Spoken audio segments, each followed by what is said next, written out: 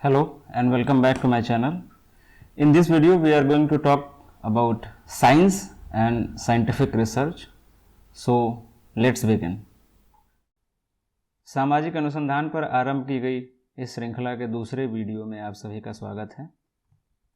इस वीडियो में हम विज्ञान और वैज्ञानिक अनुसंधान के बारे में चर्चा करेंगे।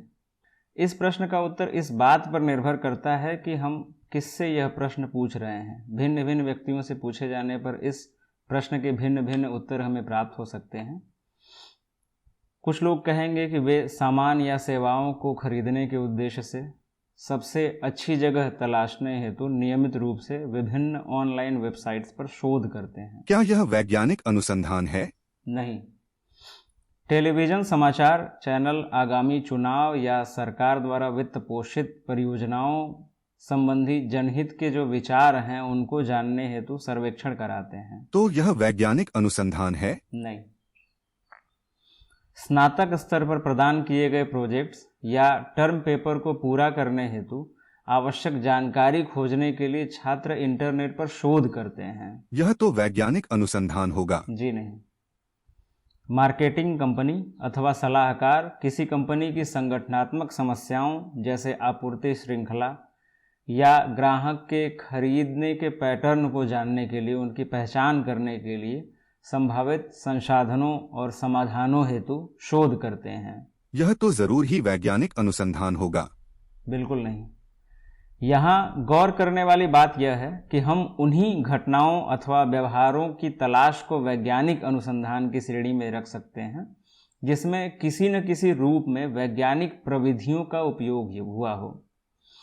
अब वैज्ञानिक अनुसंधान के लिए मूलभूत रूप से दो कसौटियां हैं। सबसे पहला कि जो साइंस का बॉडी ऑफ नॉलेज है उसमें आपका शोध क्या योगदान दे रहा है। दूसरा, आपके शोध में वैज्ञानिक प्रविधियों का उपयोग हुआ है अथवा नहीं। आइए अब विज्ञान के बारे में चर्चा करते हैं। विज्ञान ज्ञान की एक विशेष शाखा होती है। मानव जाति में सदैव से ही प्राकृतिक रहस्यों को जानने की जिज्ञासा रही है और इस जिज्ञासा को शांत करने हेतु और एक सार्थक स्वरूप प्रदान करने की दिशा में विज्ञान एक अत्यंत आवश्यक कड़ी रही है। यदि हम इसके शाब्दिक व्युत्पत्ति की बात करें तो साइंस शब्द लैटिन शब्द के साइंटिया से मिलकर बना है जिसका अर्थ होता है ज्ञान। विज्ञान किसी भी क्षेत्र में ज्ञान के एक व्यवस्थित और संगठित निकाय को संदर्भित करता है जिसे वैज्ञानिक पद्धति का उपयोग करके प्राप्त किया जाता है। विज्ञान को मूल रूप से हम तीन श्रेणियों में वर्गीकृत कर सकते हैं। सबसे पहला है प्राकृतिक विज्ञान, दूसरे नंबर पे हम सामाजिक विज्ञानों को रख सकते हैं और तीसरे नंबर पे औपचारिक विज्ञानों को हम शामिल कर सकते हैं। प्राकृतिक विज्ञान प्राकृतिक रूप से घटित होने वाली वस्तुओं अथवा परिघटनाओं का विज्ञान होता है जैसे प्रकाश, वस्तुएं, पदार्थ, पृथ्वी, खगोलीय पिंड अथवा मानव शरीर। प्राकृतिक विज्ञान को आगे physical science, earth science, life science और अन्य भागों में वर्गीकृत किया गया। फिजिकल साइंस में भौतिक विज्ञान, रसायन विज्ञान और खगोल विज्ञान शामिल हैं। इसी प्रकार अर्थ साइंस में भू विज्ञान को हम सम्मिलित कर सकते हैं। लाइफ साइंस में जीव विज्ञान और वनस्पति विज्ञान जैसे विषय शामिल हैं। सामाजिक विज्ञान लोगों के समूह, समाजों, अर्थव्यवस्थाओं और उनके व्यक्तिगत व सामूहिक व्यवहारों का विज्ञान होता है। इसमें मनोविज्ञान, समाजशास्त्र, अर्थशास्त्र जैसे विषय शामिल हैं। वहीं औपचारिक विज्ञानों में तर्क, गणित और सैद्धांतिक कंप्यूटर विज्ञान को सम्मिलित किया जा सकता है। शोध और विज्ञान को समझने के बाद आइए हम समझते हैं कि वैज्ञानिक ज्ञान क्या होता है। विज्ञान का उद्देश्य वैज्ञानिक ज्ञान का सृजन करना है। वैज्ञानिक ज्ञान को हम नियमों व सिद्धांतों की सामान्यीकृत संरचना के रूप में समझ सकते हैं।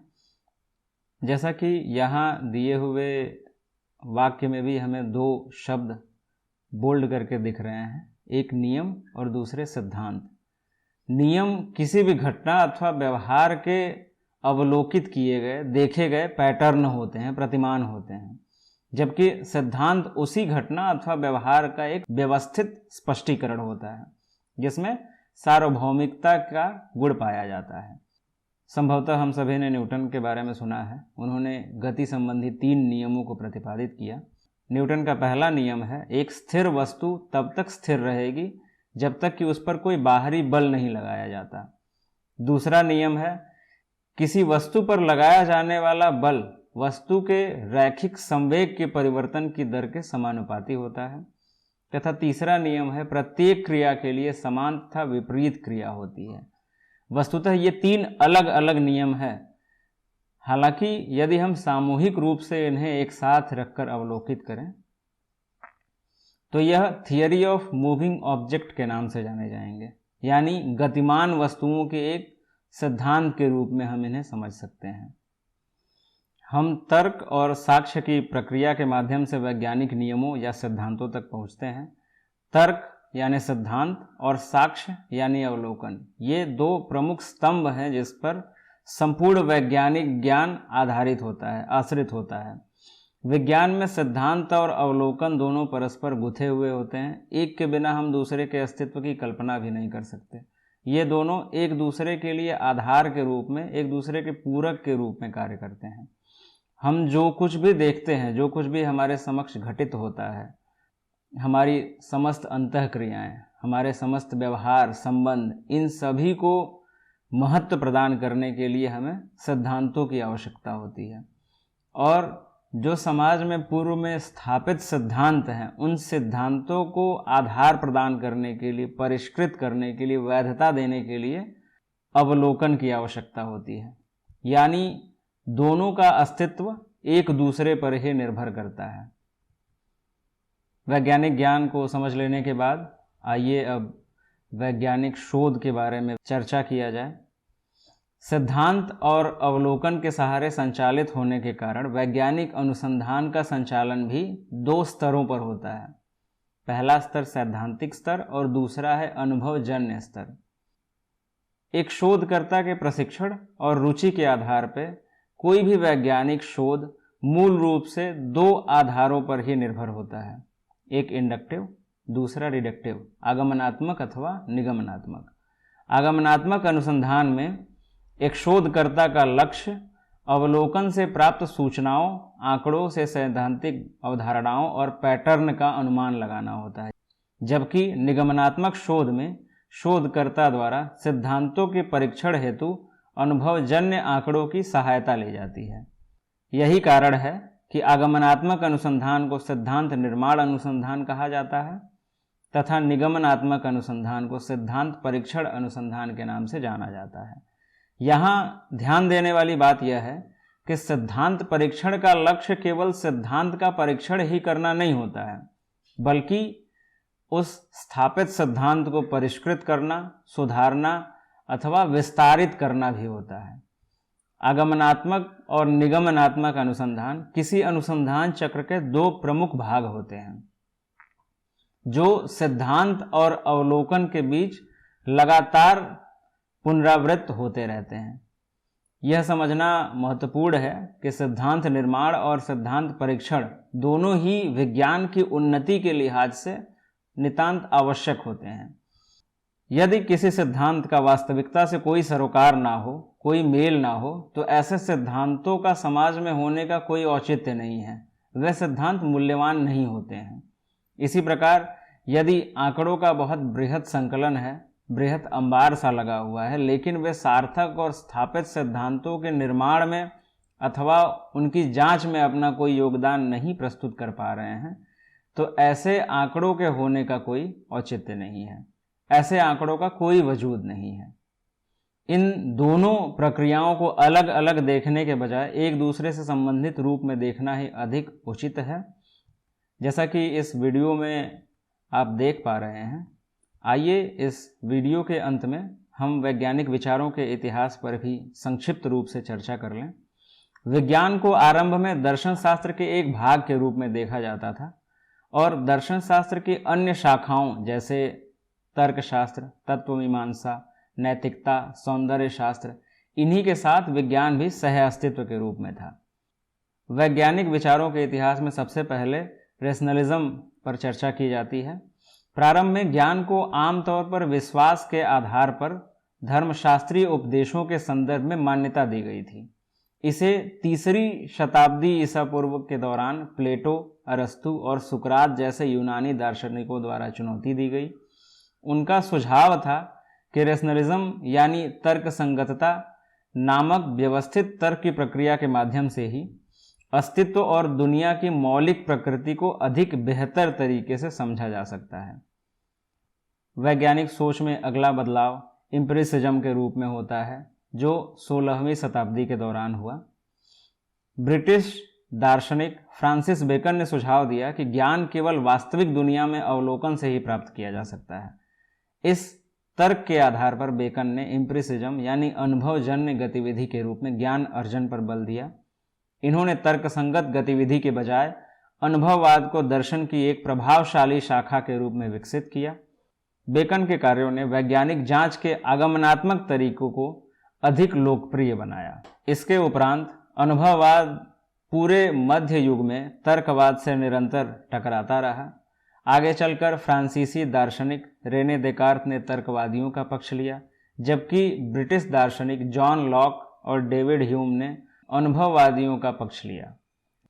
गैलीलियो और न्यूटन जैसे अन्य वैज्ञानिकों ने नेचुरल फिलॉसफी यानी प्राकृतिक दर्शन के सहारे प्रकृति और भौतिक ब्रह्मांड को समझने पर विशेष रूप से ध्यान केंद्रित करने का प्रयास किया।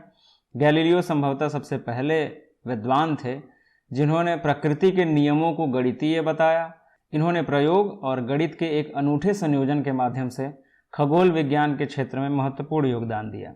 लगभग इसी काल में समाजशास्त्र अनुशासन के संस्थापक फ्रांसीसी दार्शनिक अगस्त कॉम्ट ने प्रत्यक्षवाद नाम के एक नए सिद्धांत का सृजन किया। कॉम्ट ने प्रत्यक्षवाद में तर्कवाद और अनुभववाद को मिश्रित करने का प्रयास किया। उन्होंने सुझाव दिया कि सिद्धांत और अवलोकन एक दूसरे पर चक्रीय रूप से निर्भर हैं। सिद्धांतों को तर्क के माध्यम से बनाया जा सकता है। वे केवल तभी प्रमाणित होते हैं जब उन्हें अनुभव के माध्यम से सत्यापित किया जा सके।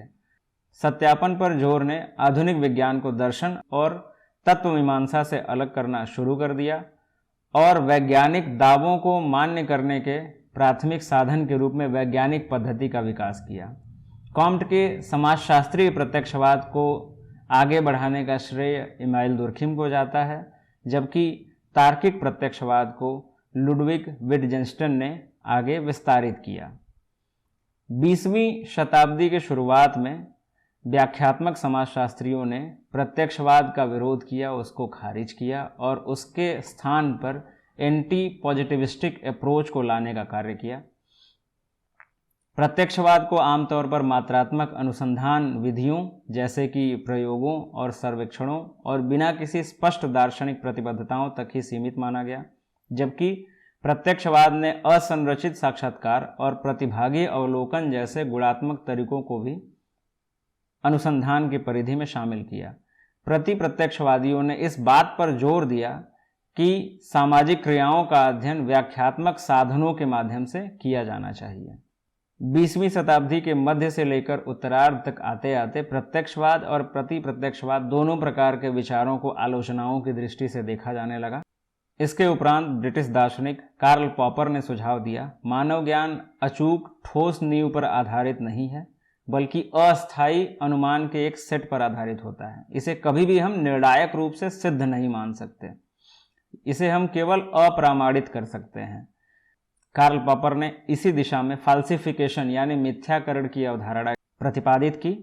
उन्होंने बताया कि अनुभवजन्य साक्ष्य अनुमानों या सिद्धांतों को खारिज करने का आधार होते हैं। इस तरह से पोस्ट पॉजिटिविस्टिक अप्रोच की नींव रखी गई। इसके बाद आलोचनात्मक विचारों का प्रसार होता है। इस विचार की जड़ें जर्मन दार्शनिक कार्ल मार्क्स और फ्रेडरिक एंजल्स द्वारा लिखित दास कैपिटल में गड़ी हैं। इन्होंने पूंजीवादी समाजों में व्याप्त सामाजिक असमानता की आलोचना की तथा वर्ग संघर्ष व सर्वहारा क्रांति के माध्यम से इस असमानता को दूर करने की बात की। मार्क्सवाद ने जर्मनी, इटली, रूस, चीन जैसे देशों में सामाजिक क्रांतियों को प्रेरित किया। हालांकि ये विचार पूर्ण रूप से सामाजिक असमानता को दूर करने में विफल रहे। 20वीं शताब्दी में एडोर्नो, हॉर्खहाइमर और हेबरमास द्वारा इन विचारों को आगे बढ़ाया गया। यह रहा वैज्ञानिक विचारों का इतिहास। मुझे आशा है यहाँ प्रस्तुत की गई जानकारी से आप संतुष्ट होंगे। यदि प्रस्तुत सामग्री से संबंधित कोई सुझाव अथवा प्रश्न हो तो अवश्य कमेंट करें। वीडियो को लाइक करें, अन्य शिक्षार्थियों के साथ इसे साझा करें तथा यदि आप चैनल पर नए हैं तो इसे सब्सक्राइब करें। शीघ्र ही पुनः मिलते हैं सामाजिक अनुसंधान की कड़ी के अगले वीडियो में। Till then, stay tuned, stay healthy and keep reading.